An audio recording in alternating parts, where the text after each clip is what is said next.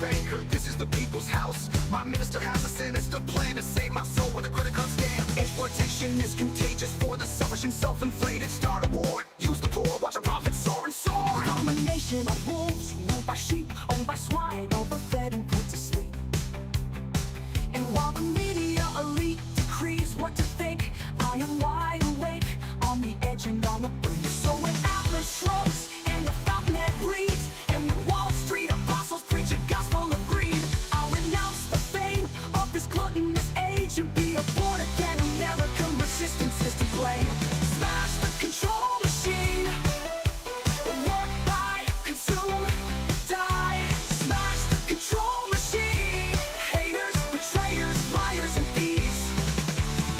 Smash the control machine, a nation of wolves ruled by sheep. Exploitation is contagious. Exploitation is contagious. Exploitation is contagious. Exploitation.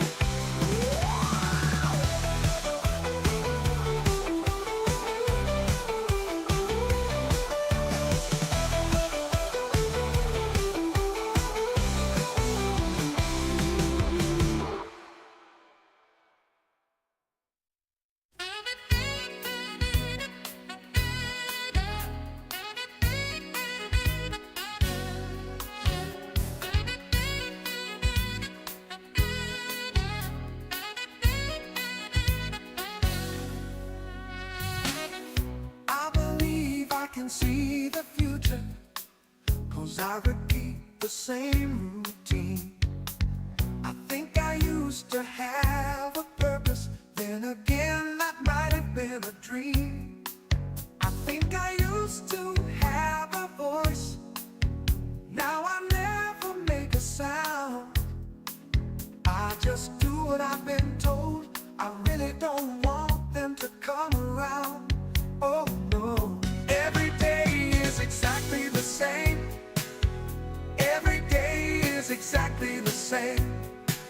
There is no love here and there is no pain. Every day is exactly the same.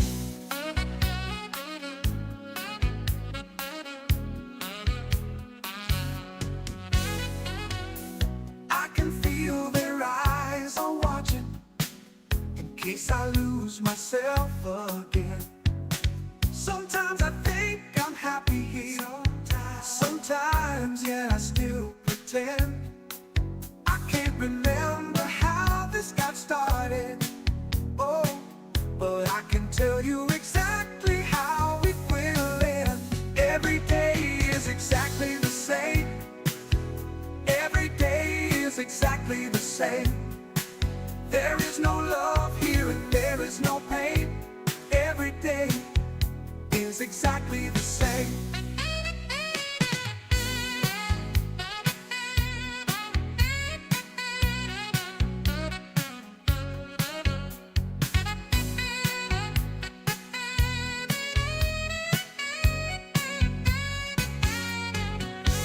I'm writing on a little piece of paper, I'm hoping someday you might find.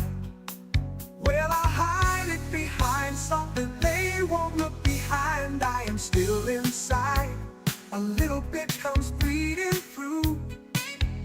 I wish this could have been any other way, but I just don't know, I don't know what else I can do. Every day is exactly the same. Every day is exactly the same. There is no love here and there is no pain. Every day is exactly the same. Exactly the same. Every day is exactly the same. Every day is exactly the same. There is no pain. There is no love here and there is no pain. Every day is exactly the same.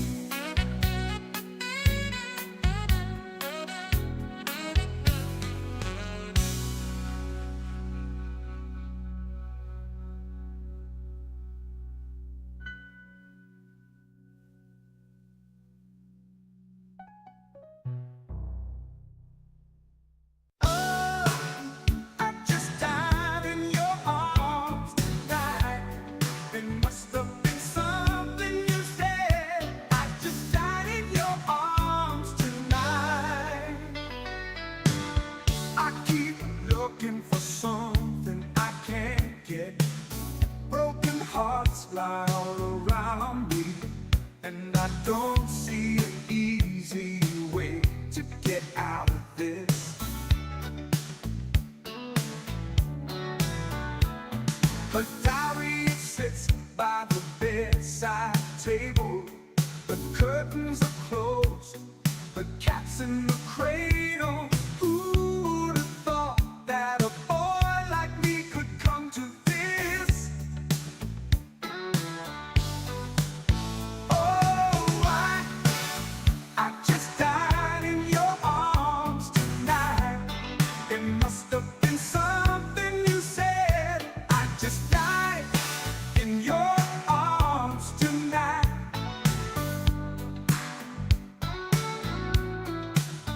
Oh, I just died in your arms tonight. It must have been some kind of kiss. I should have walked away. I should have walked away. Is there any just cause for feeling like this? On the surface, I'm a name on a list. I try to be discreet, but then blow it again.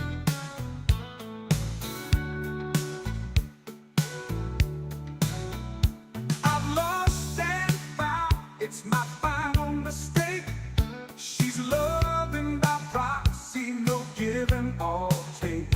'Cause I've been thrilled to fantasy one too many times. Oh, I just died in your arms tonight. It must have been something you said. I just died in your arms tonight.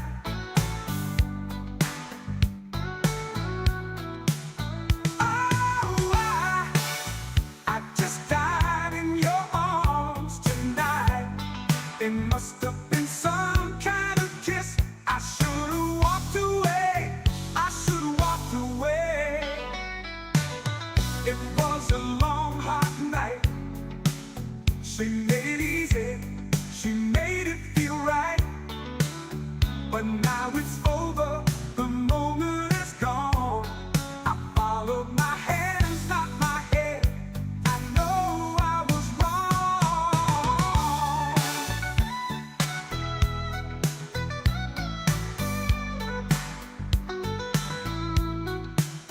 Oh, I just died in your arms tonight. It must have been some kind of kiss.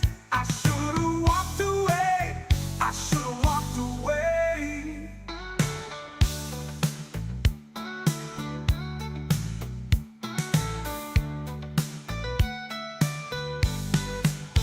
Oh, I just died in your arms tonight. It must have been something you said. I just died in your arms tonight.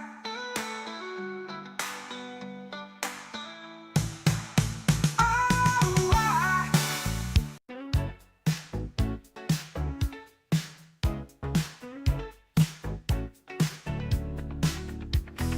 hey, something, sometime, some way, something kicked off a foot for me. Something inside, I'll never ever fall. So give me something that is for real. I'll never ever fall. Get your boogie on. Get your boogie on. Hey, something, some way, each day even ripped off and given away. The shit inside, now everyone will fall. So give me nothing, just feel, and now the shit God page me, you'll never see the light. Who wants to see? God told me, I've already got the light. Oh, I see, God page me, you'll never see the light. Who wants to see? God told me, I've already got the light. Oh, I see. Each day I can feel it swallow inside something took from me. I don't feel your deadly ways. Each day I feel so hollow inside. I was beating never see. So come dance with me, dance with me. Dance with me, dance with me. Dance with me. Bumpity boo, bumpity dum. Bumpity boo, bumpity bumpity bumpity. Dance with me, bumpity boo, bumpity doo. Hey.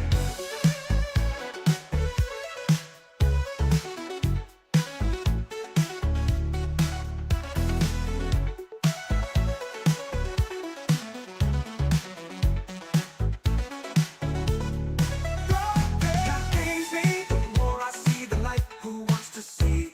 God told me, I've already got the life. Oh, I say God paged me, you'll never see the light. Who wants to see? God told me, I've already got the life. Got the life, got the life, got the life, got the life, got the life, got the life, got the life, got the life.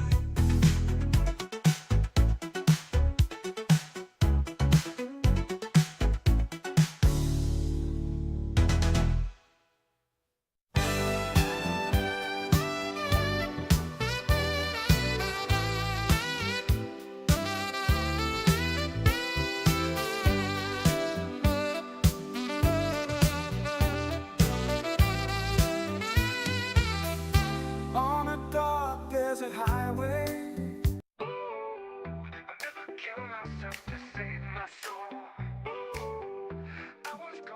Welcome, my friends, to Xbox Era. If you're new here, let me fill you in.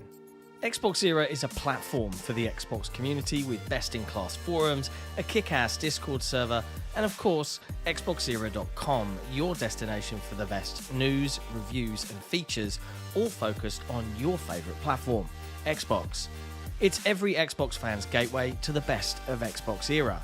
Our incredible podcasts listened to in over 50 countries worldwide, our in-depth reviews, our own merch store for the coolest in gaming threads, and of course Day One, where you can track, rate and discuss your favourite games on Xbox Game Pass. We're a small, agile and independent publication, and importantly, we're completely funded by you. If you value having a publication truly focused on your preferred place to play, you can become one of the cool kids by supporting us directly via Patreon. Just head to patreon.com/Xbox Era. You get cool swag and awesome perks, and we get to keep doing what we do. Become a part of the best Xbox community on the internet and help us grow even larger. Thank you for your support. Xbox Era is only made possible by the support of an amazing community, and in particular our legendary and growing army of Patreon supporters. Our executive producers, Top, the Scarecrow 121, Peter B, Not Jack, Mohammed Sherez, Kevin S, Korkenstein, Jordan White, Jordan Andau, Frankie C, Terran H, and Britt. Our amazingly generous grand benefactors who take their support and dedication to Xbox Era to another level. Krat56, an assassin. And then there's our boss, our leader, our shining light in times of darkness, the one and only Xbox Era CEO, Torn Raptor. You guys are all fucking awesome. If you enjoy the content Xbox Era produce and want more of it, and you're not a patron, consider heading over to patreon.com/Xbox Era, pledge your support, and get cool swag in return.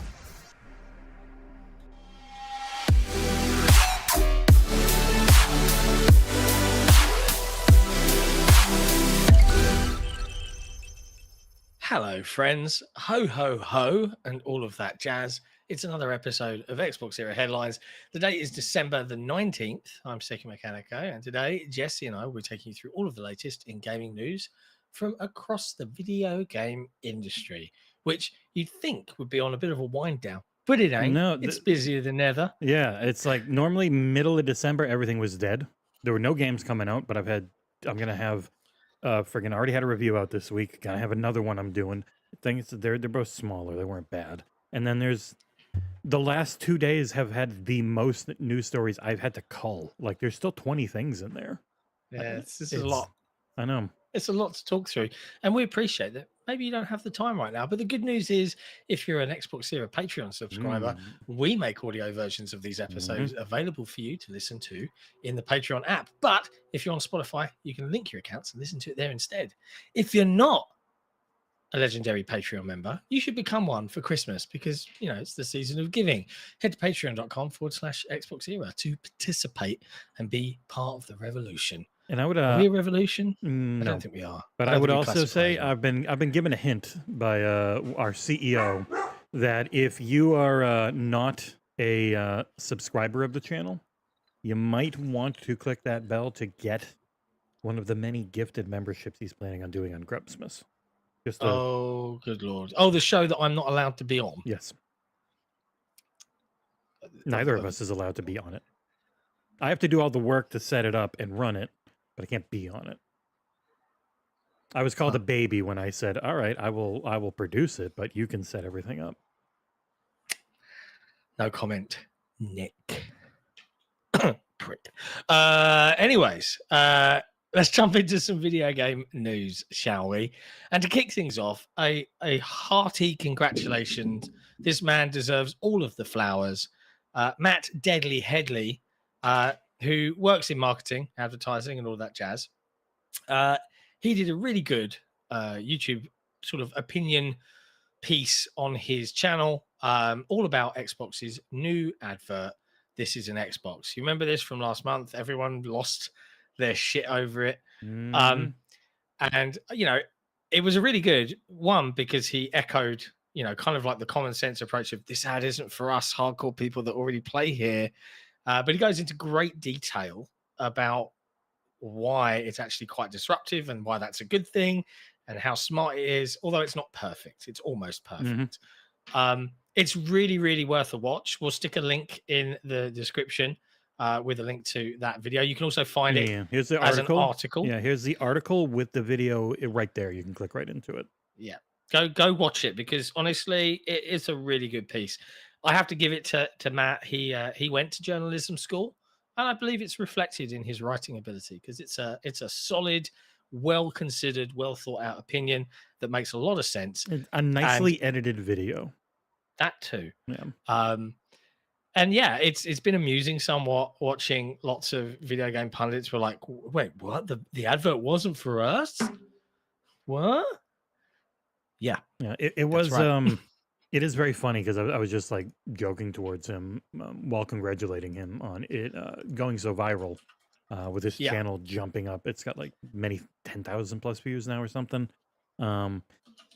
It's the things we have been saying, but in a really nice, easy to understand package of they are trying, and a lot of it was the play it day one on Game Pass makes sense to us. It does not make sense to the average customer. And people always get mad at marketing beats that aren't aimed at the hardcore. Like marketing beats need to be aimed at the people who have no idea without them. And so without this marketing, the people who don't know why you should get an Xbox over a PlayStation or a Switch, like I can play day one on Game Pass. What does that mean?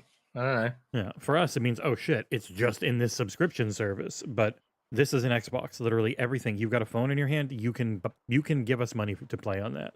And I know a lot of people are like, well, I can't play all of my console games on there, so it's not an Xbox. It's like by the old terminology of what Xbox hardware is, nope, it is not. But by the can people give us money mindset of all these companies right now, absolutely. Like anything you can pay them for.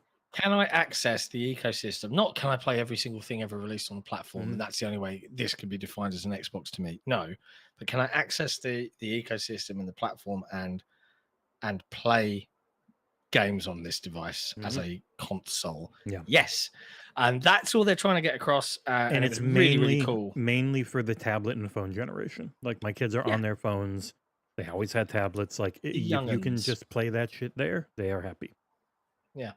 So yeah, massive congrats to Deadly Headley for his hard work and effort being rewarded and getting his flowers.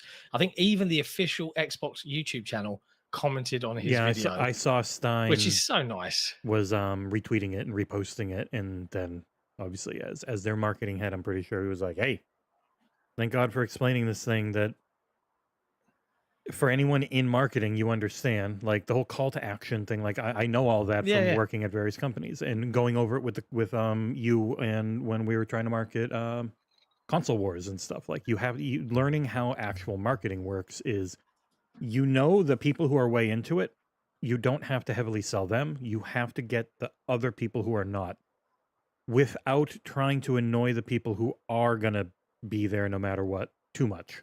Like that's always the balance. I'm playing to the casuals, but then you've got the people who are like, this is a slap in the face. They're slapping me in the face Yeah. over this. And it's like, no, Phil is out there constantly saying the things you want to hear because he knows that you're going to feel that way, even though it's not. They are just pushing for other people. And if it works, we'll see. If it doesn't, I also feel like a lot of times the A versus B like warrior mentality is, if you're not complaining about it, then you are defending it. And it's not, I don't think we've ever defended it because we have no idea if it's going to work. It's not, and I also don't think we care. I don't think you and I are invested in it. Like, we're just trying to explain why something happens, not why something Whether is a we're good for or idea against or it. anything. Yeah, it's so much harder going for the press side online when you are stuck dealing with so many people who are engagement farming. They don't. Yeah. Sometimes they really care. Most of the times they don't. They just know you do, and so they will monetize your outrage in any way they can, whether that's getting actual money, just trying to build their Hey. personal brand. Like, Good news. We actually got an email from YouTube yesterday saying that they are targeting egregiously rage-filled clickbait on YouTube. Hooray! I immediately had 8 million people reply with Dreamcast guy gifs on the Discord when I posted that. But yeah, it was very this is essentially advertising Game Pass more, because that is how you play on all those devices. Like, how do you play an Xbox on a phone? You pay them $20 for Game Pass. So Yep. it's pulling people in to see how is my phone an Xbox? Oh, I can spend 20 a month and I get, holy crap, a whole bunch, all these games. I can play the new Call of Duty on my phone. Like, that is their, because just trying to say Game Pass is the Netflix of games. Well, as Matt says, you can't say we're the Netflix of games, because then Netflix will be like, why are you using our shit in your advertisement? Go away. Companies don't do that anymore, because it used to be a really big thing in the 80s and 90s. Like, here's the Pepsi Coke challenge. And then companies were more like, oh, we shouldn't just keep showing other IP in our commercials, because it kind of makes people say like, ooh, Pepsi, or ooh, Coke. Like, yeah. Either way, like, we won't spend too long on it because we are joined by Deadly Headley this weekend on the main Xbox Era podcast on Saturday live. He's a fellow Brit, and he'll probably want to go to sleep at around 1 a.m. at the latest, lads. So let's keep it short and sweet. Hello. What? There he is. Also, look knowing at him, that. he's going to be up incredibly late. I'm sorry, John. To be honest, it's fine. I'll live. Yeah, and then you're not allowed. You're not allowed on the next one. Do you know what? I say Nick says I'm not allowed on the next show because it's the Grubster Special-tacular. But I'm just going to shut up. What's he going to do about it? What's he going to do about it? You want to see something funny?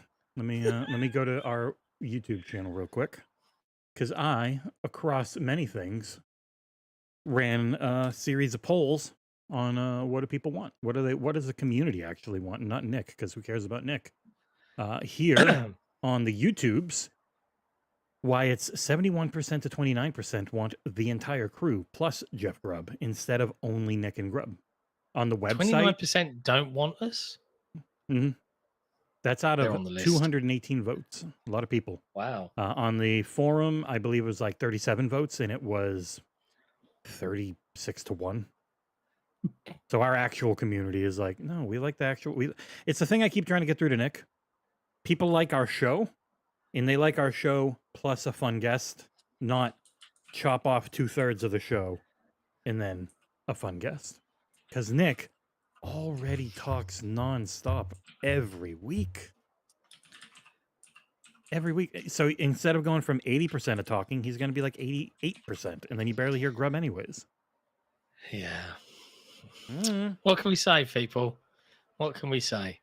But anyways, big congrats to Deadly Headley. It is so cool. Like, we've been there. when we were starting out, and you see one of your videos become a success. I think the first one for me was my Sea of Thieves 2020 re-review, because suddenly it was picked up on and Rare retweeted it, and I was like, whoa, and it got like a butt ton of views. And I was like, oh my god! And you kind of have this little freak out. It's really nice. So big congrats, mate. Enjoy the day. Enjoy feeling like you've like got a good message across and been just successful. know It's good that shit. now your YouTube ceiling, your YouTube floor has raised a lot, but I know. it is waves. So like every once in a while you just have, but the nice thing is that wave picks up where your lowest will be. Like our lowest used to be 50, 100. Now our lowest is like 1,000, 2,000 for most things over time. So as long as you're steady and you keep doing it in your spare time and you're having fun, like just enjoy, because the YouTube grind, especially for a solo person, It can, sucks. yeah, it's rough. Hopefully it's not But going to be also- as rough if they stop doing all the clickbait shit. Yeah. But also big thank you for actually publishing it as a written article with us. Like I was happy to like try and get some extra eyes on it because it was a really good piece. And I love seeing stuff in the written form as well as in I think the, coming from our account video. multiple times, like directly there, and then people can just click and hey, there's the video. I think that good shit. definitely helps. So we have a surprising amount of Xbox people that follow us on social media, so that probably didn't hurt. Yeah, good times. Anyways, let's talk about the actual video game industry itself and what were people spending. Well, Matt Piscatella, who has obviously transitioned across to bluer skies and Threads, he goes on, but nobody cares about Threads. They have 100 million users a day, they say, because they are embedded into Instagram, and so they just use those numbers, I'm sure. Exactly. Yeah. But yeah, video game market highlights from Circana projected November 2024 US consumer spending on video game hardware, content, and accessories fell 7% when compared to a year ago to just a mere $5.8 billion. Year-to-date spending is flat compared to last year. So I always struggle with sales stuff, mostly because I don't care. But the nutshell is it's still not great out there. It's not bad. It's not crashing. Like people always want to say, oh, we're going to do for a crash. It's like, no, there hasn't been less spending. There's just been less growth. So it's also like the thing, why is Microsoft doing this? It's like, yeah, they could exist forever doing what they were doing. They could keep everything exclusive and exist forever. But then they're looking at it and their shareholders are like, well, you'd make a lot more money if you're everywhere. And so they go, yeah, you're right. As long as we're not going to lose too much, then yes, we need to gain. Yeah. Some highlights are, the November spending decline was driven in part by the fact that last year Call of Duty Modern Warfare 3 launched in November. So that's a bit of a difference. Yeah. Video game content spending dropped 9% versus a year ago. Growth in mobile and non-mobile subscription content spending was offset by dips across other areas of content. Yeah, console content spending. Mobile went crazy because of Pokemon. It's like Pokemon Trading Card Pocket is the biggest game of the year, bar none. Bigger than anything, even Monopoly Go. Just fucking insane. Have you seen who's in our chat? Hey, hi Jez. I can't. I don't have it set up for multiple people. If you were on camera. He's not on camera. We can just have him as a voice of God, right? He doesn't do a camera. Yeah. Do you do a camera? If it's off, no, we can have a crazy impromptu Jez Corden chit chat. Go into the settings and turn audio avatars off, and that'll sort it. I'll ping you a link on Discord, Jez. I will go in and do that. It's a random Thursday show with Jez. Boop. There you go. Well, headlines is only ever 2 people, Jez. I'm not used to having. Yeah. I will go in and turn audio avatars off. It says not today. Not today for video, I think he said. I don't know. Maybe he's coming in. We'll find out in a second. Audio avatars off. There we go. Video console content spending was the biggest contributor to the decline, falling 29% versus last year. Top 20 best-selling premium games: Call of Duty Black Ops 6, Madden, EA Sports FC, college football, Dragon Ball Sparking Zero, Super Mario Party, Mario and Luigi Brothers Ship, Sonic X Shadows Generations, NBA 2K25, and Dragon Age Survival Card. And Hogwarts Legacy right back up there. Still going strong. Yeah, Hogwarts Legacy at number 11. Astrobot number 13. Got a little bump from the Game of the Year. Undisputed's gone down a little bit, but this is still decent, I think. I don't think Undisputed was like some big ticket, like big cost boxing game. People seem to like it. I do know the hardcore community around it has gotten pretty mad about the way everything's working.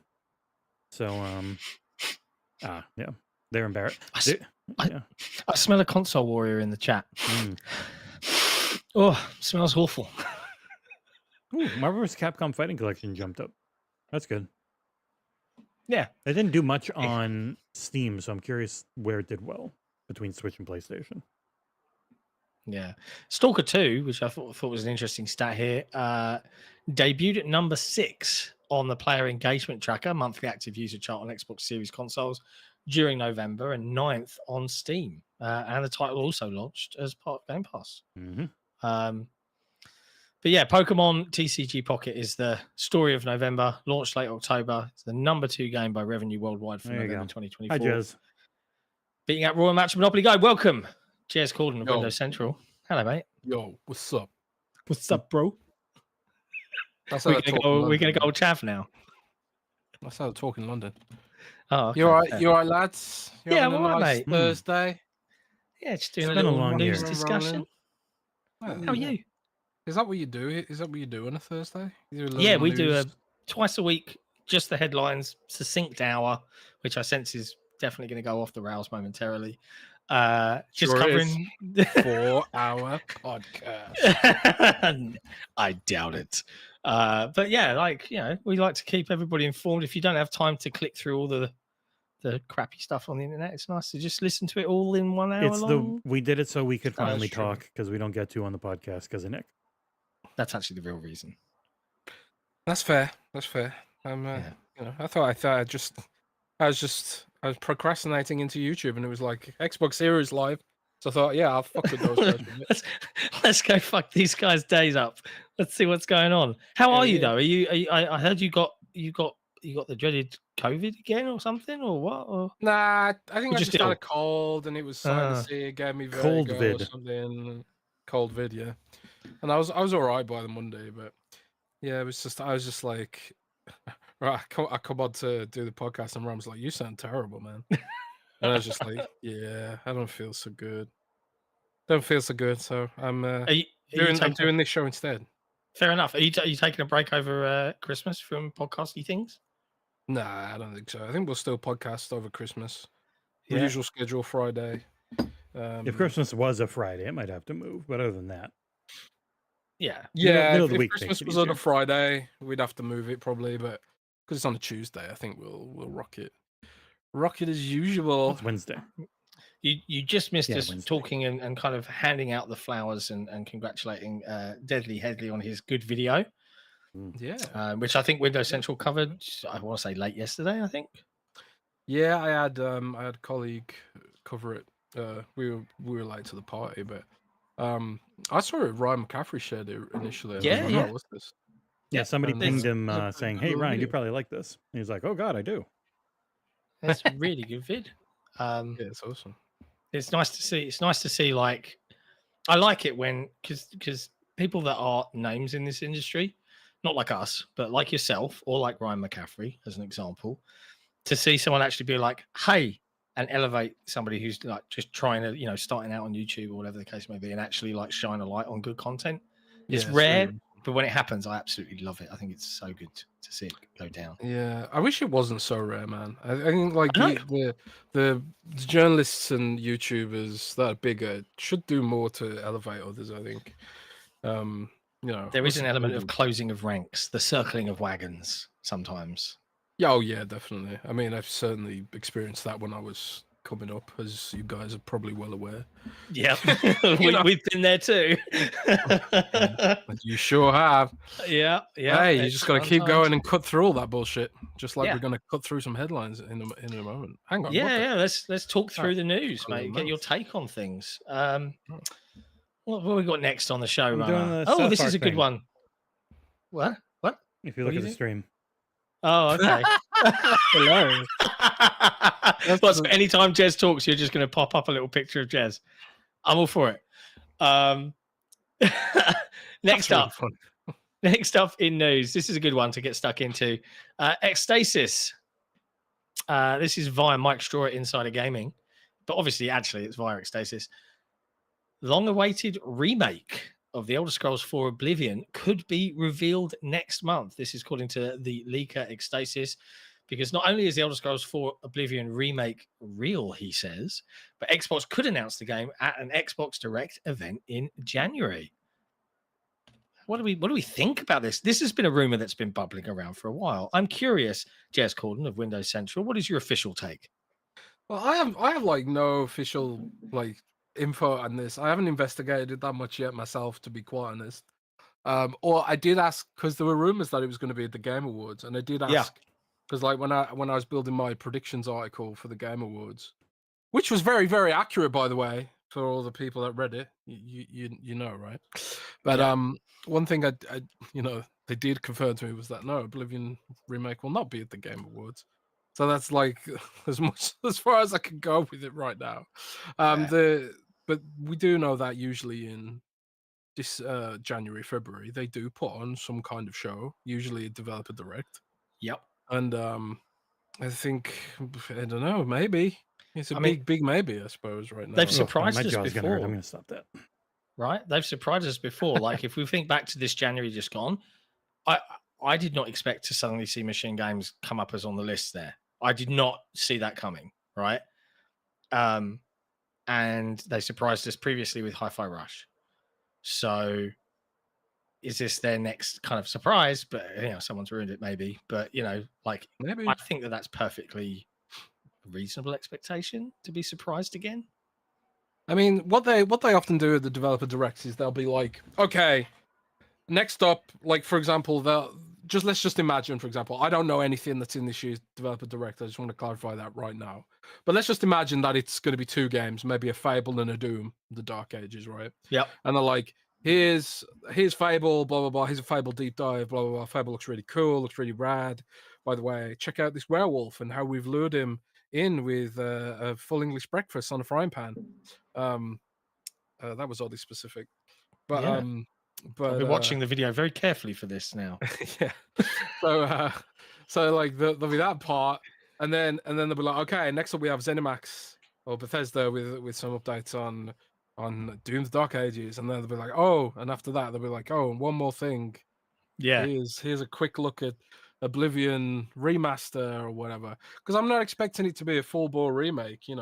Yeah, the rumors were saying it's going to be a remake. Graphical remaster that's Halo CE anniversary style. It's just running on top of the old game, because remaking a Gamebryo game, you are doing the amount of work you have to do for Elder Scrolls 6. Like you are just making a new game at that point.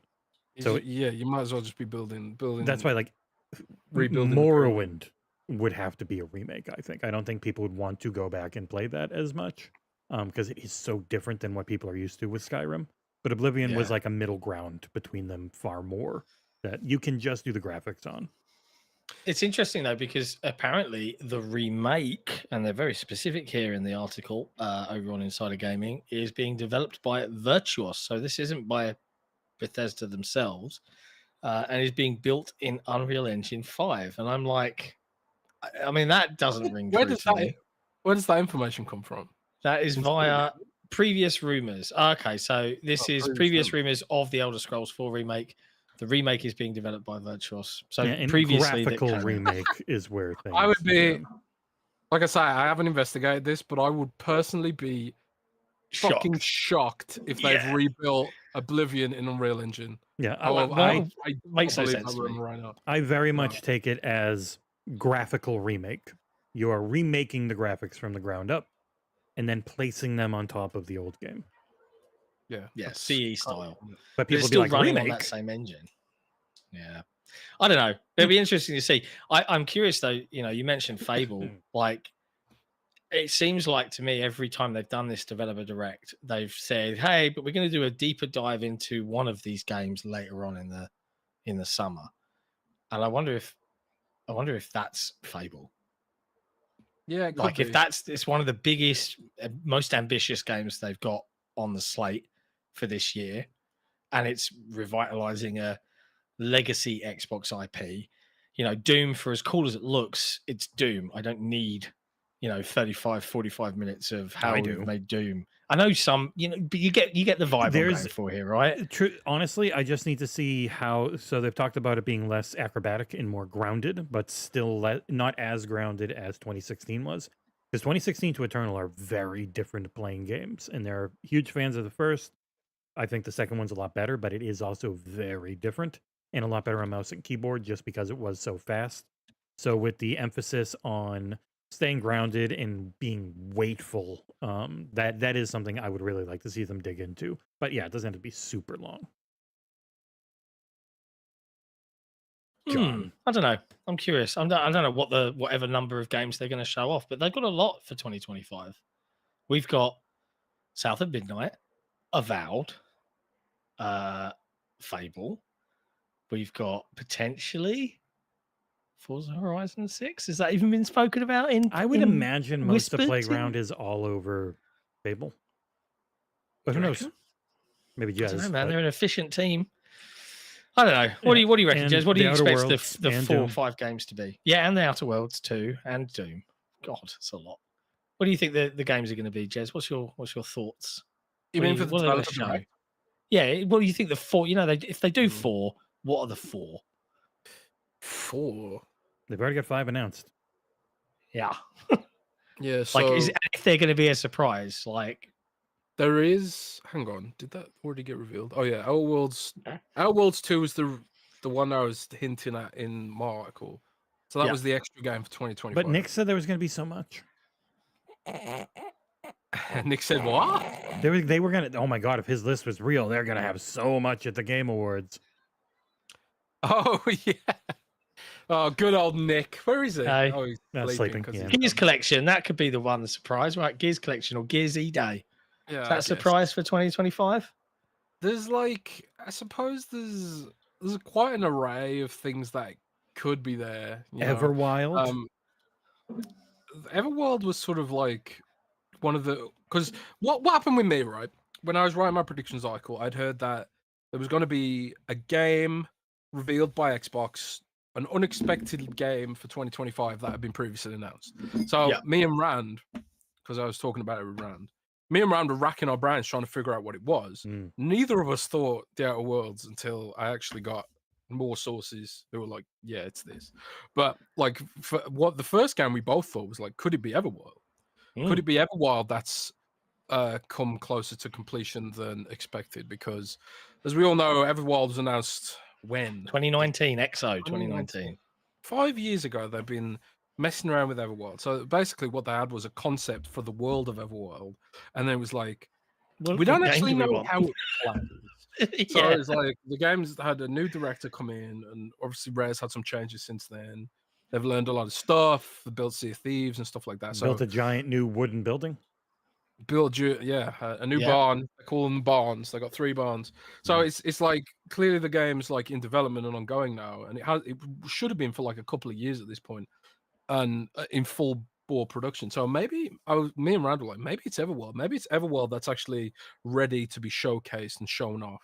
Yeah. But usually the developer directs.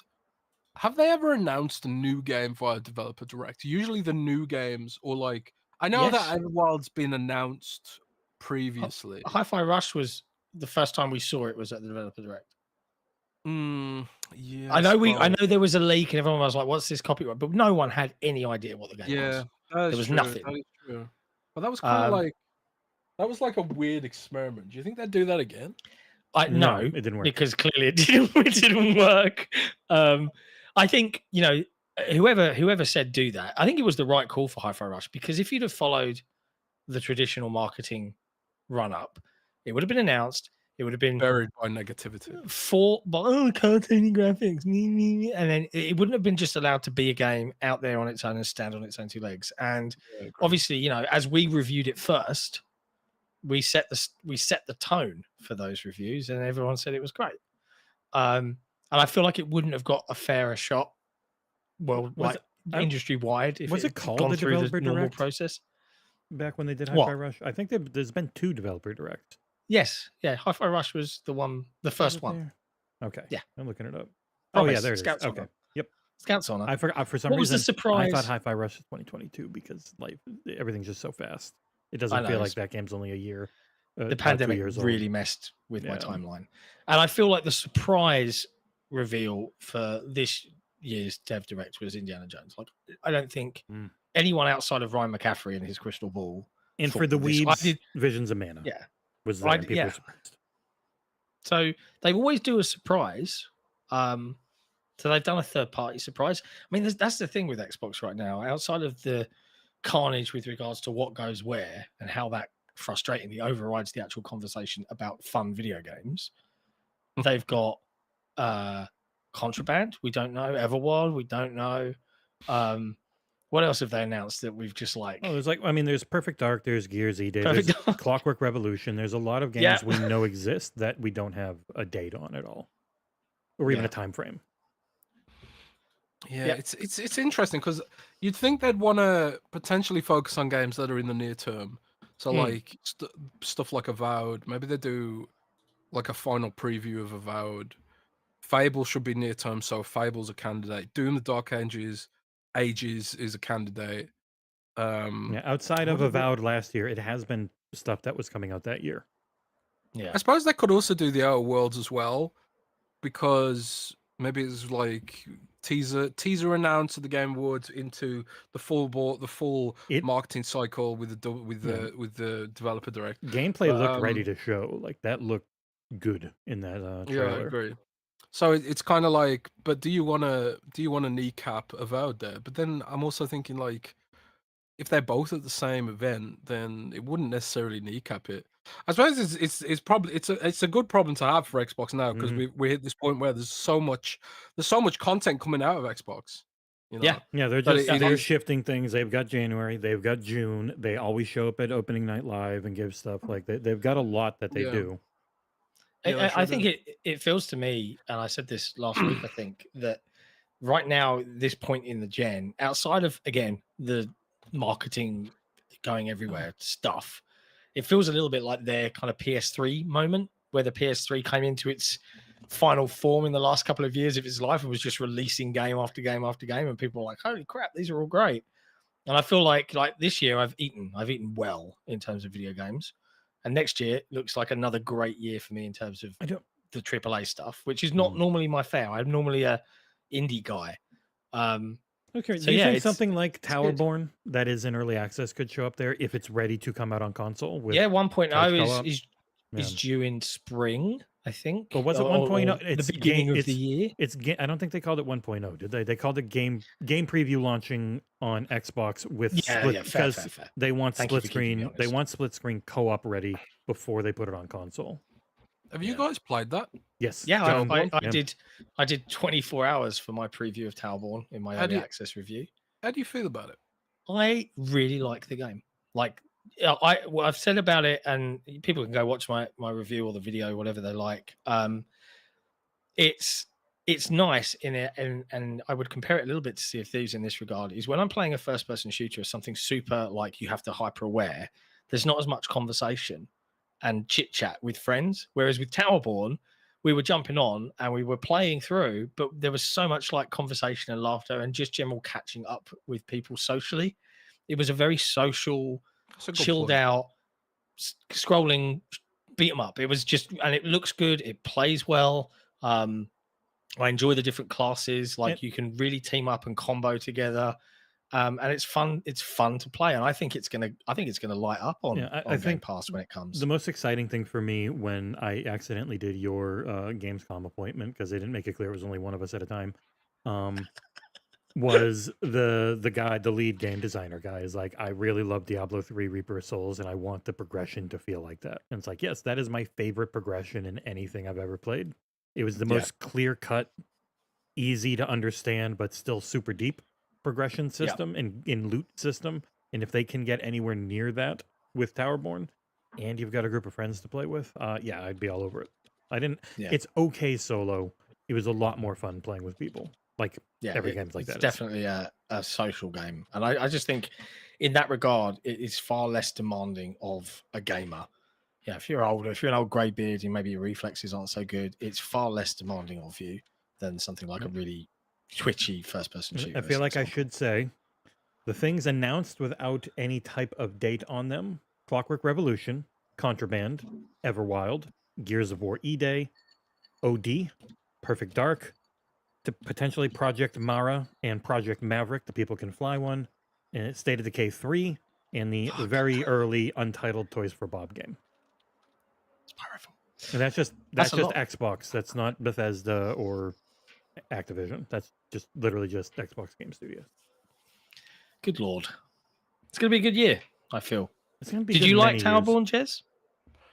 I like it's interesting the social aspect you mentioned, because like when you were talking about that, the first thing I thought of was like how I played through all of the Halo games, but I didn't know the story until I looked it up after, because when you're playing Halo with friends and I always play those games in co-op with my brother, like as a tradition.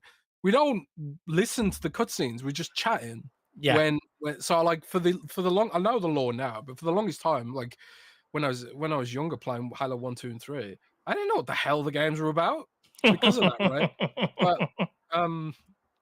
But like the more social games, like, you know, Overwatch or games that are sort of lighter on story, like the story's there if you want it, but Yes. it's not really, you know, it doesn't make you watch a cutscene and stuff like that if you don't want to. Yeah, you can chase them down on YouTube if you really want them.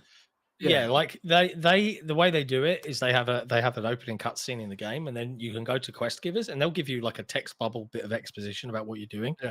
But your brain will just be like, I'm fighting the bad guys that are threatening people. But there is a hidden thread of ever expanding lore to go and uncover if you want.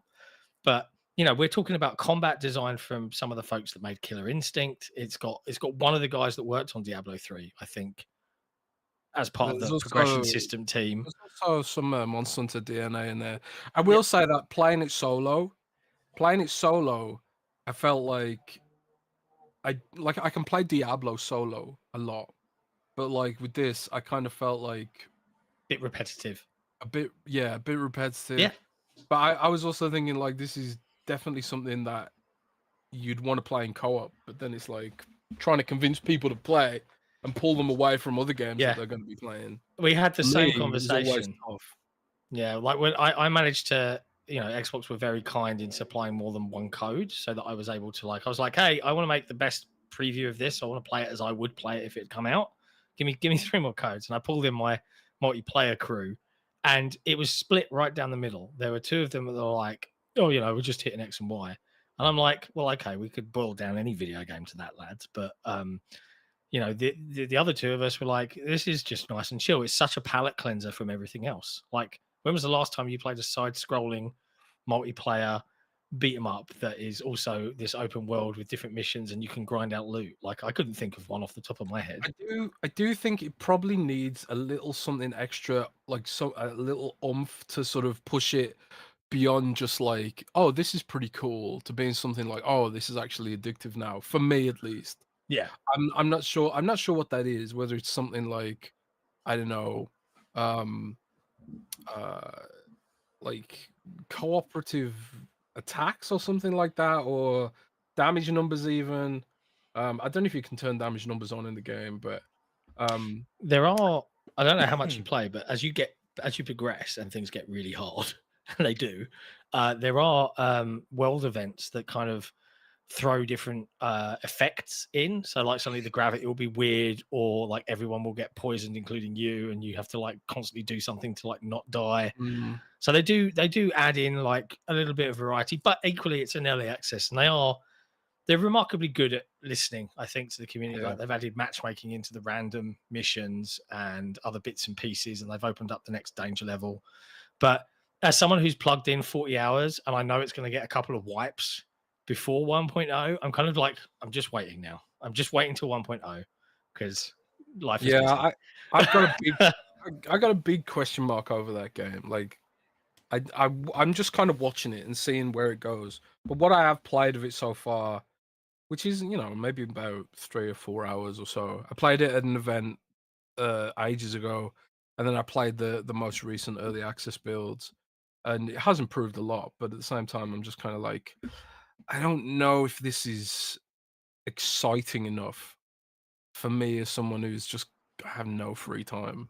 No Early free time. access isn't for us, I don't think. Having covered a couple early access things, including probably one of the best ever in Hades 2, I kind of done with Yeah. them. I'm just like, it's for a specific, and it's essentially to let you keep working on it while getting paid and getting a ton of essentially people paying you in both their money and time to do bug finding and give you ideas Yeah. on what you need to fix. Like it makes a lot of sense. But I think for us, especially where we don't have the extra time and we're normally balls to the wall on video game stuff, it just doesn't make a ton of sense. I'll do it enough to cover, but then I am Yeah, in a yeah, yeah. mindset like I'm done. I haven't touched Hades, even though they just got another enormous update, and it's like I will wait. I'll wait on Path of Exile. I don't want to touch it until it's the full game, like as good as it Yeah. might be right now. And Yeah. It's fun. Okay, keeping the news train rolling. Sony did not buy Kadokawa. Instead, owns a lot more of Kadokawa, but not all of it. This is now confirmed as they've become the biggest shareholder as they form a strategic alliance, a good old company strategic alliance. Don't we love those? If you didn't in know and this you're listening, case, yes, because the company that was potentially going to hostile take over them was going to be a really bad one, supposedly. fair. If you didn't know, Kadokawa are the developers of Dark Souls, Bloodborne, Elden Ring, and the news broke a couple of weeks ago now that Sony had issued an intent of acquisition, but it's not being acquired outright. It is just having a fresh batch of shares. Yeah, from In fact, 2%. 12 Yeah, million shares. from 2% to 10%. So they bought Yeah. 8% more. It was like 321 million US, I believe. Good amount of money. Well, But I'm fine with it. yeah, From owns Kadokawa owns a lot of varied stuff that Sony had no interest in, but Kadokawa was all or nothing. So they found a compromise because Kadokawa had approached them about the potential takeover simply because they did not want, I forget the name of the Korean company, that they were afraid of being hostilely takeovered-nist. So That was some good English going on there. Hmm? I appreciated it. Yeah. Jez, do you think this is going to affect exclusivity?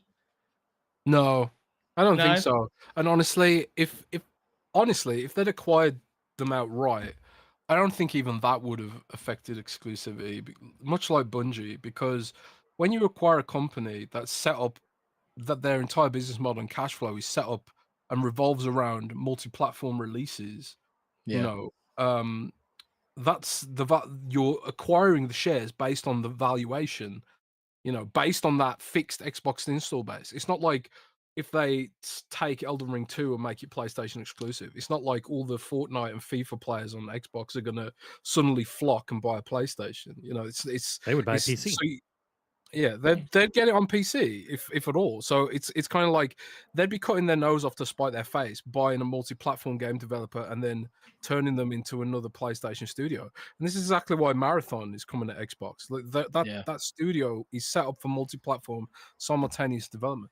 So even if they were buying up the whole company, I was not expecting them, and I don't know, Xbox wasn't expecting them to make everything exclusive just purely based on that valuation. It's like you don't buy a company based on its multi-platform valuation and then cut your nose off to spite your face, because I'm getting horrible flashbacks to the Activision Blizzard acquisition.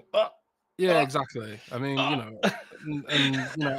even Xbox is like a lot of the studios that Microsoft acquired were set up for multi-platform simultaneous development, and a lot of those studios, which people expected were going to be making exclusive games, actually pivoted away.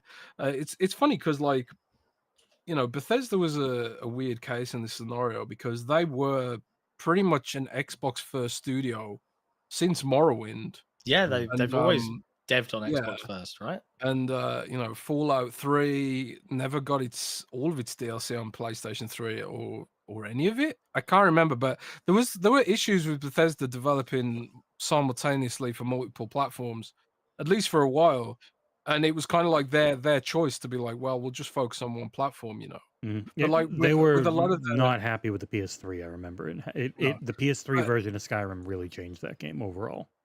Yeah, but part of that issue is because of the engine they use, and the engine they use does not lend itself well to, non-PC like systems, right? And now that doesn't matter anymore because you've got PlayStation's x86 now, so like Starfield, as you reported, will most likely come to PlayStation eventually.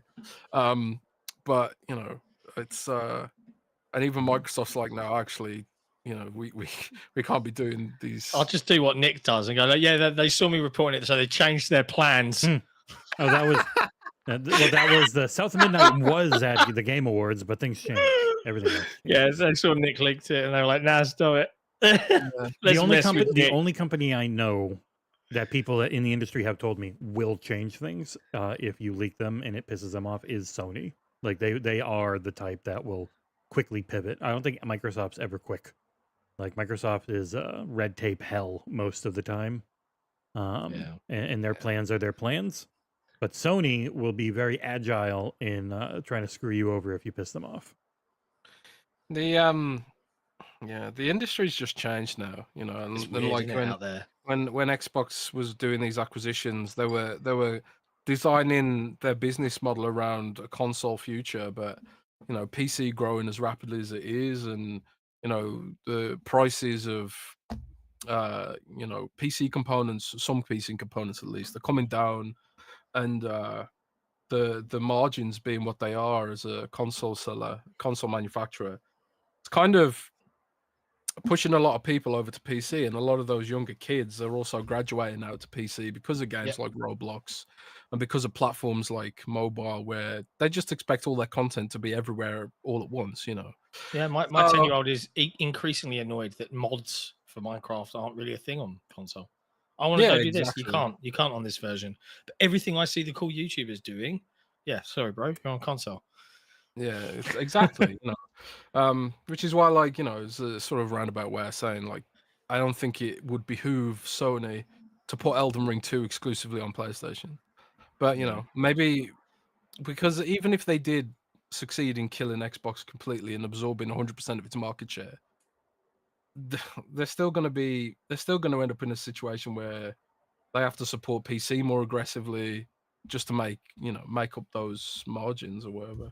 Yeah, I'm curious.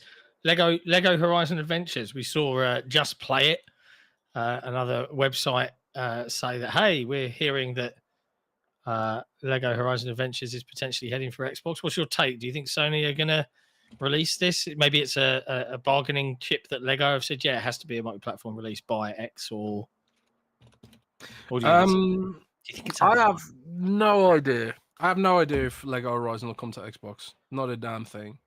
I could potentially see it happening, but it would probably be like a Lego thing, being like, rather than a Sony thing. Yeah, you didn't hit the revenue targets on this or something, or the KPIs. Can we put it on Xbox to make up some of the difference? I could completely see that happening. It happened with MLB The Show, which was ultimately them being like, we want more money out of this licensing deal.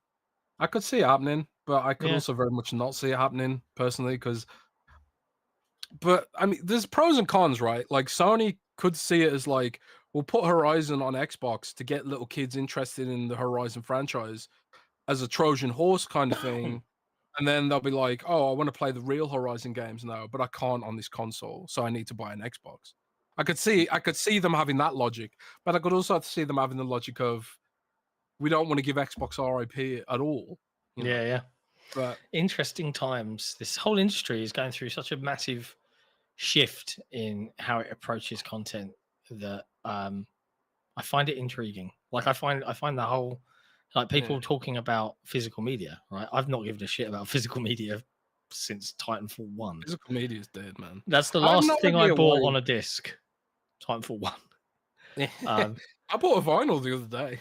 Oh well, yeah, but that's enthusiast physical media. It's And slightly it's different, also but there is something where that just it can sound a little different, and sometimes people like for the first time in their lives, especially for like younger people who are getting into CDs and vinyl, it's because they've literally never just held music.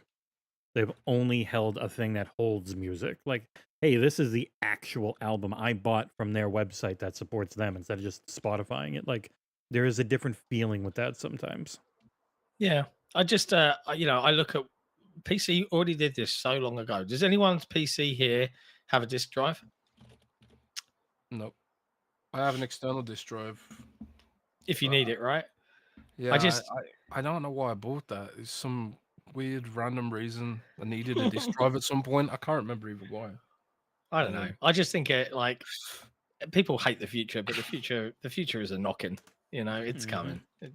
I think all of the manufacturers will do what Sony have done this gen and make a disc an option rather than the And also, standard like, I know a to lot of bring people costs always down. say Microsoft's always too early on stuff, but a lot of them are also too late. Like they fell behind on the digital marketplace on PC, where Steam has just taken over. And they fell behind on the live service stuff, where unless you just go ahead and spend 70 billion, you can't buy your way at the top of the charts right now. Microsoft was ahead of things on getting Minecraft before it was this big, but Yeah. that's incredibly a lot of luck and a lot of and extremely rare. And I saw Tim Geddes on Kind of Funny say that Game Pass has potential to be the most destructive thing in gaming history. And I'm like, no, it I don't know doesn't. if I agree with that It take. has no chance because it's never going to be big enough because it's only on one platform and it's just renting. Like people have been able to rent games forever. And all we've seen from it, if you believe what Phil has to say, is that people spend more money. People are on it, they spend more money. If they're in it, it's not hurting our business at all. But the idea that it's not sustainable when the actual thing that has hurt gaming are live to service and free to play games coming together to have these 15 or 20 games at the very top of every um, chart for playtime, and nobody can get people to play their games because they're all just playing these same 15 to 20 games all the time. That has Yeah. killed a lot more than any subscription service ever could. Ah, interesting times. Anyway, some quick hit news pieces. Stalker 2's first major patch is now live. It features over 1,800 fixes. It's This funny is they via call this the Jordan first Middler at major. VGC. Like everyone It keeps had calling the it the first major. first It's one. had so their patches were just so goddamn big that this one's way bigger even that people are calling it major. It's like, no, they've had a lot of really big patches. This one's just like the biggest. Yeah, it's huge. We couldn't possibly go into No. some of the patch notes. They're large, but it's all or a lot of them are focusing around the AI system, which is called Yeah. A-Life, which controls how the They game's they AI had a tendency to functions. spawn behind you after Yeah, I you saw had lots cleared of an clips area of that. out, which is one of like the main focuses on fixing. So Yeah. they might still pop up in front of you. They should not pop up behind you anymore. You loved Stalker 2 as well, Jez, right? You were a big fan. Oh yeah, I mean, I have been waiting for some of these patches because, you know, the big kicker was A-Life. You know, A-Life being this sort of system which generates radiant opportunities, gameplay opportunities, and dynamic play within the Stalker 2 sandbox. I had an issue where I was in a building and I cleared it out and whatever, and then I literally saw like a mutant spawn out of the air and drop down in front of me, and I was just kind of like, I'm gonna wait for some more patches before I play this, because I love what I have played of it, atmospheric as hell, tight shooting, obviously the world's amazing and all that kind of stuff, but it really takes you out of it when it's clearly a glitch and not an anomaly, right? Yeah. And the Stalker 2 community jokes that it's it's just an anomaly. It's not a bug. There's It's no the slap bugs, just jank. anomalies. Yeah. But yeah, I've been waiting for this, but they are targeting A-Life as a major source of development, and it has been so impressive how quickly they've iterated to polish up what's there. It's impressive that the game exists at all, to be frank. Yeah, it You're is John. what they've been through. They've been through hell to get this game out. But it's been really successful. It's one of the best-selling games of the year on PC, according to Circana. Yeah. So that's you know, awesome that they managed to And get it's to also this point. they are just US, and you know the main audience for this is like Europe. Like it's just such a huge franchise over on your side of Yeah, everything. it is a huge franchise. Like it's absolutely massive. As the further east you go, the bigger it gets. Hmm. You know. It's So good times. yeah, and It's a great game. it's spectacular that we got this on Game Pass as well. It's like a great Game Pass edition, and Microsoft's been instrumental in not only funding the game, but also funding the studio, and Yeah. also helping them with cybersecurity because Mm. Hmm. they've been under cyber attacks and shit from state-backed actors for this game, which is all Wow. kinds of fucked up. So I wonder if they gave him some yeah. of Blizzard's experience, because Blizzard has it happen every time they launch anything. They just start Oh getting well, inundated nonstop. that is true. That is People true. always lose their shit on Blizzard. I'm like, they have said before, it always happens because they start getting attacked nonstop every launch. But Next up, Xbox Social Impact. Yeah, this is Xbox making a real world difference. You can find the site over on xbox.com. And I think this is just them connecting to various charities and other organizations to provide, be it education, real world effects on inclusivity, all of that sort of jazz. So we've got stuff about the American Red Cross, the Special Olympics, Minecraft doing national park pieces where you learn about preserving Earth's wild places. Gears of War does their Never Fight Alone, where they donate 1% of all of the revenue from Gears of War games and merchandise to prevent suicide and combat loneliness. There's all sorts of charitable endeavors that Xbox participate in, and they're just shining a light on all of the different campaigns, including some previous ones from 2022 and 2023 that they've donated to and continue to do so.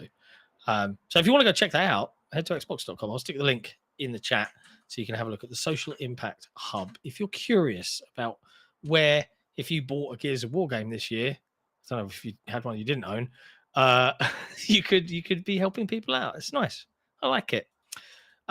Next up, Elder Scrolls Online is moving away from kind of big expansions. They're moving back to kind of more petite updates, I want to say. it's more of a better spread phrase. out, because they talked about the every June new expansion was getting to them. It was a lot of work. So this can be a more sustainable, especially as the game's older. It's not as much in growth phase. It is now more in let's maintain and grow where we can healthily. Especially as ZeniMax Online Studios has talked about, they've got another game in development. Yeah, I was going to So- say, like, they've got something else cooking, right? So Mhm. is this like, hey, we've released shit tons for Elder Scrolls Online. What are we doing next? Another thing that Microsoft we've heard are working on, but nothing announced yet. These are Yeah. all these surprises coming. Yeah, their I way guess at some Bethesda point. would be what? It would be Elder Scrolls 6, then Fallout 5, Blade, ZeniMax Online game, and then whatever else Machine Games is working on, which everyone always suspects was Wolfenstein 3. Like those would be the things we've heard I want publicly in more some Indiana way. Jones. Yeah, I wouldn't be shocked if that's like a, hey, what ideas could we come up with? And if they get a good one, maybe it will. Yeah. Speaking of Indiana Jones, briefly, it had a second patch this week which fixed some more stuff. Mm. My save is still bugged. Good. I really do need to send a little screenshot to my folks at Bethesda and be like, "Can you fix this specific bug? Because it's really bugging me." No pun intended. But yeah, there's a second patch for Indiana Jones out. It live. really helps the lighting on Xbox. Oh, it looks so good. It's almost I the thought it looked good at Starfield. first. It's almost the Starfield level where it's like, oh, this looks great, and then they fix the lighting to just actually be more contrast, and you're like, Jesus, it's the same system, but my God. The really funny thing to me is seeing people be like, Xbox is running it lower than the lowest low setting on PC. And I'm like, I played the entire thing in review period in 4K on my TV. and I was not disappointed. Like, why do people focus on this stuff? Why are people so gross, Jez? Sorry, what? Why are people so awful and gross? Gross about what? Everything. Sorry. Video games. Why are people just horrible to each other? What's wrong with humanity? Why can't you fix it? Oh man, that is a high level question, bro. I know, right? I'm not sure we have the time. We haven't got time for this. I would Okay. mainly I'll do- listen to your solution later on. I would mainly blame the know. British for all their colonialism. You brought it everywhere. Wow. Am I wrong? You're not saying I'm wrong. No, okay, fair enough. And then America fair enough. picked up your flag, and we've been, doing it ourselves. Yeah, you've been running with it. Yep. Next up in news, games leaving PlayStation Plus this week or this month. I think it's the end of the month. Resident Evil 2, Hard Space Shipbreaker, Just Cause 3 and 4, Street Fighter 30th Anniversary, Dragon Ball Fighter Z, Secret of Mana, Legend of Mana, Pure Hold'em, and Life is Strange and Life is Strange Before the Storm. I put this one in. I was curious. Resident Evil 2 went into PlayStation Plus at the exact same time went to Game Pass, but it is not leaving Game Pass. They signed a longer term deal, I guess. Because like Resident Evil 7, which the community wants to buy for you and force you to play, was in there for like years. So I think it was in there for like 2-3 years before it finally left. So they definitely seem to do some longer ones. We know they do a couple years with Square, because Square just came out, I think, and said it right with that Octopath Traveler 1 and 2. They're like, it'll be in for until the middle of 2026, essentially, or something like that. So it is curious, because when PlayStation Plus relaunched, it had like almost 800 games. And I think it's down to like 420, 410. Like it's just lost so many. And it just keeps losing way more than it gains. So I'm curious what it ends up being in like a year or two. Because it was a big reinvestment, but it doesn't seem like one that they have really kept up with. It's been interesting. Right, boys, I'm going to have to bail now and go back to work and do some meetings and all that kind of stuff. But thanks for letting me join you impromptu. Yeah, it was fun. It's all right. I just yoinked your Instagram photo, and here you were talking. Thank you very much. Chit-chatting. But yeah, you take care, Jez. Have a great weekend if I don't speak to you. I'll most definitely try it. Have a good one, lads. And have a Merry Christmas to everyone watching in the Xbox Era universe. Thank you very much, sir. CTFN. Wrapping things up now as we come to the top of the hour. Last few news bits. Nothing too crazy. Marvel Rivals have revealed holiday-themed updates, and it's hit 20 million players. This is coming via Tom Ivan over at VGC. The actual milestone for 20 million players was announced on Tuesday, which is just a mere 11 days after its December 6th release across consoles and PC. And yeah, there's a whole Christmassy thing going on, a holiday. They know what they're doing with that game. That game is really fun. It's leaning into the fun. It's leaning into you being able to either just play a ton to earn almost everything. Like you do the $5 up front to get the battle pass open, and then from there, that battle pass you can take however long you want to do it. I think it is really smart knowing you're going into a an industry that's got people full of the FOMOs and the feeling kind of burnt out and don't want to add another full FOMO. And so when you put stuff in that, yeah, if you want to just play a ton, you can get all this shit for $5 and it's just all going to be there and you'll have fun. And if you're going to take like 5 months to get it all, it'll be there. You don't have to worry. Mixing in a little bit of FOMO stuff with like, seasonal events on top of that. They've been very smart, as it is a really fun, good looking game that has full crossplay, so you can play it with your friends no matter where they are. Like yeah, a lot of my mates are getting really into it. I have to admit, I had a quick go. It feels really like lacking in impact. Like it all controls fine and it looks nice, but I just feel like everything's so ineffective because everyone's so kind of I don't know.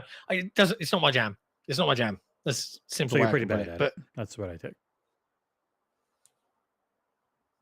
No need to be mean about it, bro. That's the funny thing with Nick. Nick only plays these games, and then he's like, "I'm also really bad at them." I was like, "That's weird." Next up in news, surprisingly, maybe Amazon has renewed the video game anthology series Secret Level for another season. This, I don't know. Season 1, 15 episodes. One of them There were some very at the good end. ones. There were some trash. I really liked the Space Marine one. I thought that was really So cool. good. It is. It is that mix. It's Space Marine. Like it's Warhammer 40K. It is trying really hard to be cool, but they nailed being cool while telling a slight story. Like it wasn't some big deep thing. It's just they're doing a mission. This is how crazy their missions can go. They're always expecting to die, essentially, even Yeah. though they're the Ultramarines. But like the ones that were the best were the ones that weren't just there to sell their game. Like Conquered was just there to sell Conquered. Mega Man kind of looked like AI Mega Man. It looked nice, Oh. but the character designs were kind of generic, and it was like 5 minutes long. And the moment he becomes Mega Man, it ends. Spelunky was just kind of like a really quick run of Spelunky. Like some of them were just The Pac-Man one, turns out that was selling that Pac-Man game that we saw at the Game Awards, or setting people up for it, but it was still amazing because it was this crazy, weird, well done story. For Honor of Kings is some little mobile MOBA game. It was just this deep think piece with really cool mix of new and old. Like some of them were awesome, and then some of them were just here to sell you on the game.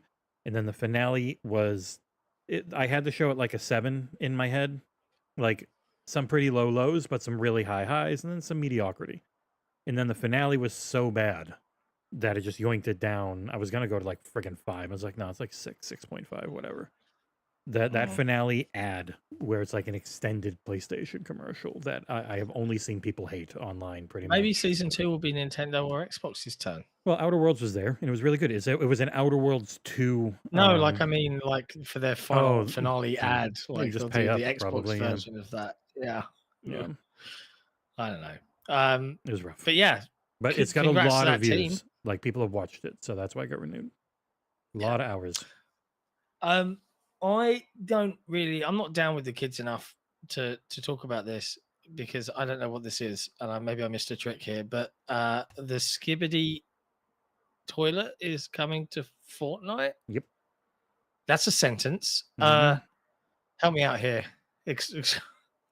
I've missed a meeting clearly. Like what is it's this? a series of web animations where some guy used Gary's mod and Right. old Valve assets to make really weird videos that people find funny. Jez actually would have been better to talk about this, but it has been announced. It had been rumored with a tweet, but now yeah, it's like I don't know.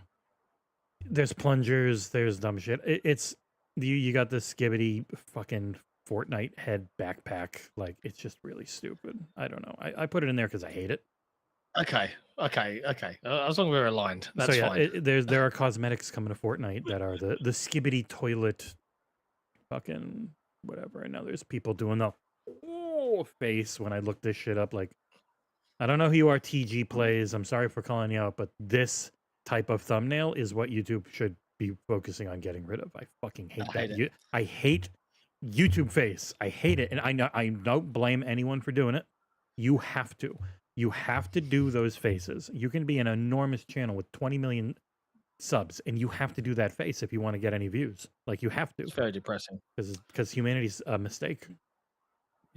Yeah. And lastly, to round things off before we close out. Wow, you skipped the political one, huh? Yeah, I don't want to go anywhere near that. Lastly, to close things out before we say goodbye potentially until the new year for headlines. We might be back next week. We don't know. Yeah, See what and the happens. If there's no 31st, news, so probably not next week, because Christmas week, I highly doubt there's a bunch of news. If there is, we'll do one. You guys will know. It'll pop up in the feed. The 31st, there might be enough. Like that week, maybe we're back, but I don't know. We'll see. yeah. But don't fret. If we're not doing headlines, we'll do some other fun stuff anyway. But last week, we talked about, I think it was maybe the episode before last, we talked about Tiny Tina's Wonderlands 2 and that it was cancelled as per MP First. And they have now released an update that says, story update, an unnamed 2K employee has mentioned that Tiny Tina's Wonderlands 2 is still in active development, though no further details were shared. Gearbox has yet to give us a proper reply to our inquiry about the game's development status. So yeah, maybe not. It was like not canceled, but probably on hold because everyone's working on Borderlands 4 was the Yeah. rumors. So also, Tom Henderson in the chat saying maybe that's where Xbox Era is going wrong. No blowjob faces in the thumbnails. Yeah, we're not going wrong though, Tom. We are growing, even though the last month we haven't gained any subs.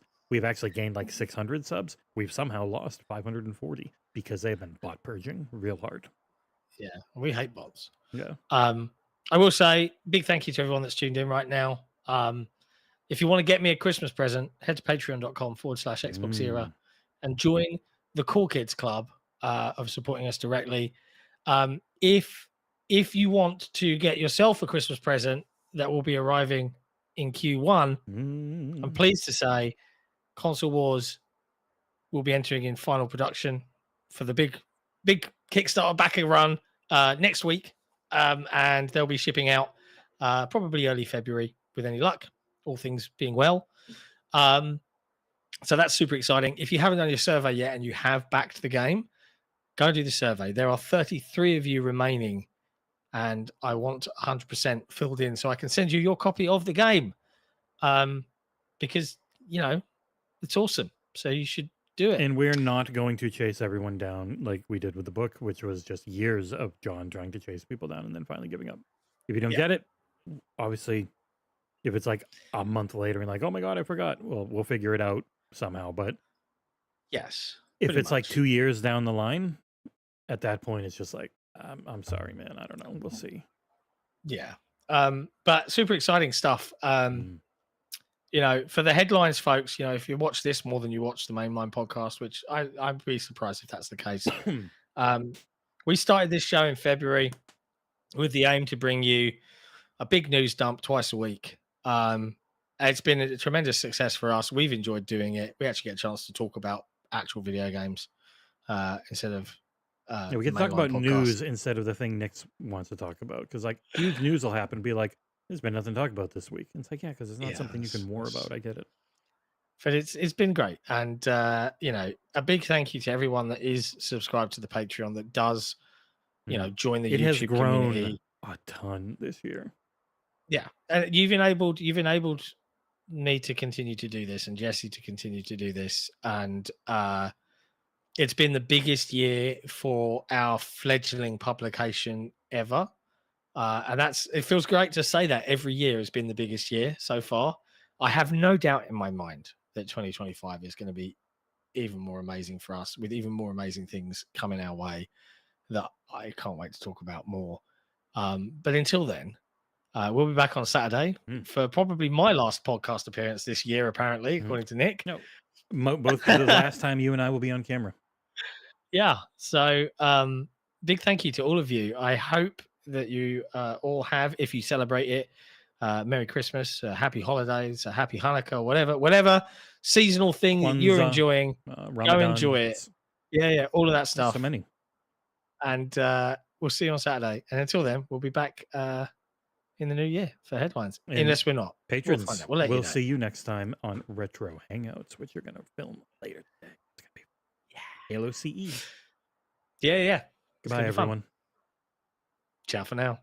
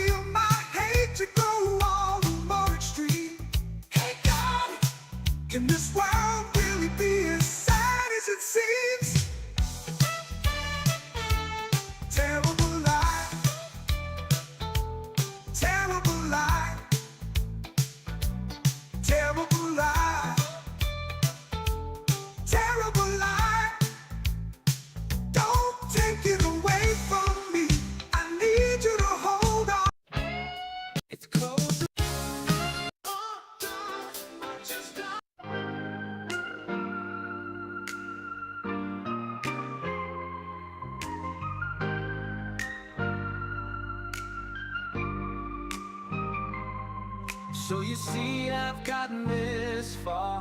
Please give me some place to rage. I'm not trying to go there, so take me away.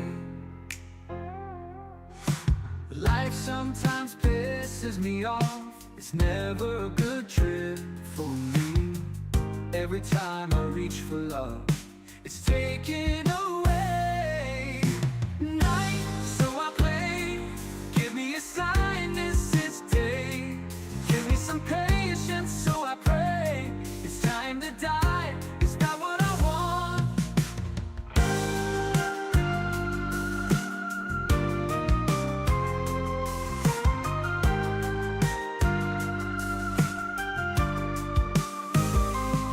There's nothing wrong wanting to be loved.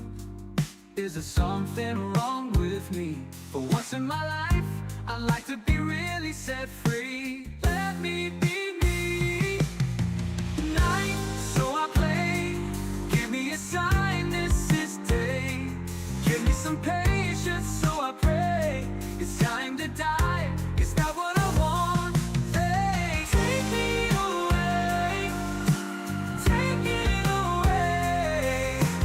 Take me away. Take it away. Night, so I play. Give me a sign this is day.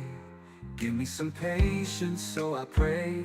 It's time to die. Is that what I want? Night, so I play. Give me a sign this is day. Give me some patience, so I pray. It's time to die. Is that what I want?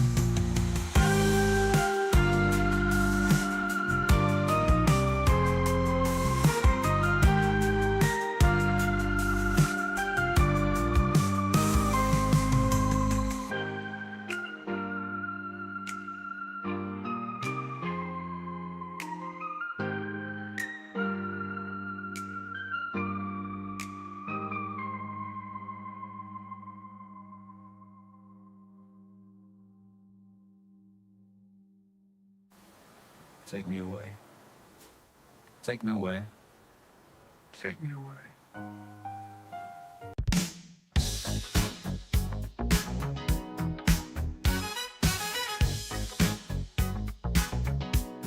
The world is a vampire sent to drain. Secret destroyers hold you up to the flames. And what do I get for my pain? Betrayed desires and a piece of the game. Even though I know, I suppose I'll show all my cool and cold like old Joe. Despite all my rage, I am still just a rat in a cage. Despite all my rage, I am still just a rat in a cage. Someone will say what is lost can never be saved. Despite all my rage, I am still just a rat in a cage. Now I'm naked, nothing but an animal. But can you fake it for just one more show? And what do you want? I wanna change.